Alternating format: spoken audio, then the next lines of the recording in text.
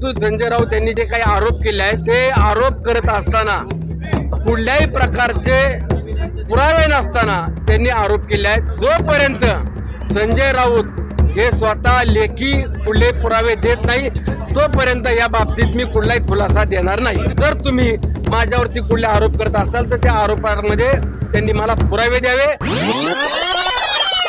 संजय राऊत यांनी जे काही आरोप केलेले आहेत या आरोपामागे त्यांच्या मनामध्ये कुठली सल आहे याची मला अजूनही उलगडा होत नाहीये। मागील काही दिवसापूर्वी आपण पाहिला असेल कुंडमाळा या ठिकाणी जो पादचारी पूल पडल्याची घटना घडली आणि त्या पुलाच्या नंतरनं तिथे राज्य सरकार कुठे आहे, तिथले स्थानिक आमदार कुठे आहेत अशा पद्धतीने जाणीवपूर्वक आरोप केले जात होते। आणि त्यानंतरनं त्या पुलाकरता सरकारनं काय केलं तर त्यावरती 8,000 रुपये दिले, 80,000 रुपये दिले असे वेगवेगळे आरोप ते सातत्याने करत होते।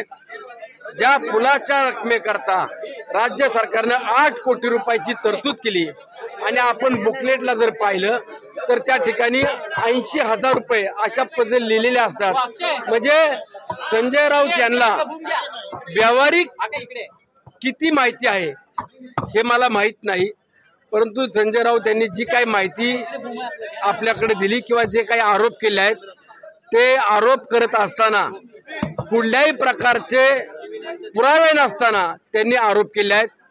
मी संजय राऊतांना सांगू इच्छितो जर आपल्याकडे अशी कुठल्याही प्रकारची माहिती असेल, मला शासकीय कुठल्या नोटिसा आल्या असतील किंवा जर माझी कुठली चौकशी सुरू असेल तर त्याची मला त्यांनी माहिती द्यावी, त्याचे पुरावे द्यावे।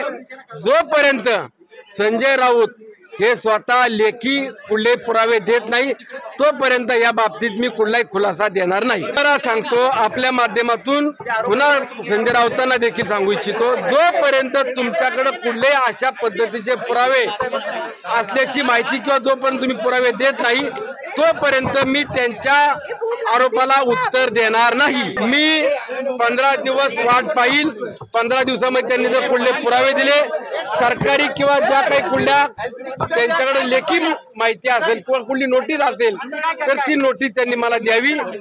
कुठली माझ्यावरती कारवाई झाली असेल, कुठली मोजणी झाली असेल किंवा कुठला शासकीय दंड झाला असेल अशी कुठल्याही प्रकारची जर माहिती असेल तर त्यांनी द्यावी।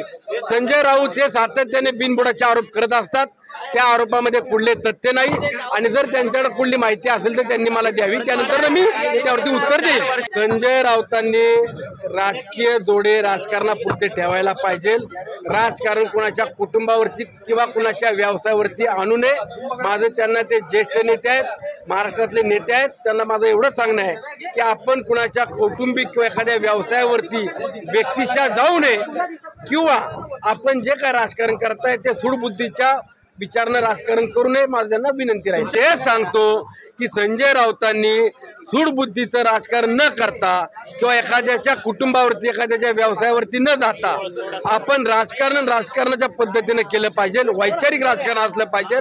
जर तुम्ही माझ्यावरती कुठले आरोप करत असाल तर त्या आरोपांमध्ये त्यांनी मला पुरावे द्यावे, आपल्या माध्यमातून महाराष्ट्राला देखील पुरावे द्यावेत की माझ्यावरती आरोप जे होत आहेत त्यामध्ये कुठल्या मला नोटीस आली किंवा माझ्या कुठली कारवाई झालेली आहे का। जोपर्यंत संजय राऊत हे मला ऑफिशियल पुरावे देत नाहीत तोपर्यंत मी त्यांच्या आरोपाला महत्त्व देत नाही। मी हे बघा डिबेट करणं किंवा आरोप करणं, मी उद्या असं म्हणेल की संजय राऊत मुंबईमधून हजारो कोटी रुपयाचा हप्ते वसुली करतात, तुम्ही विचारा तुमच्याकडे काय पुरावे आहेत। जोपर्यंत ते माझ्या विरोधात पुरावे देत नाही तोपर्यंत मी त्यांची डिबेट करायला किंवा त्यांच्या आरोपाला उत्तर द्यायला रिकामा नाही।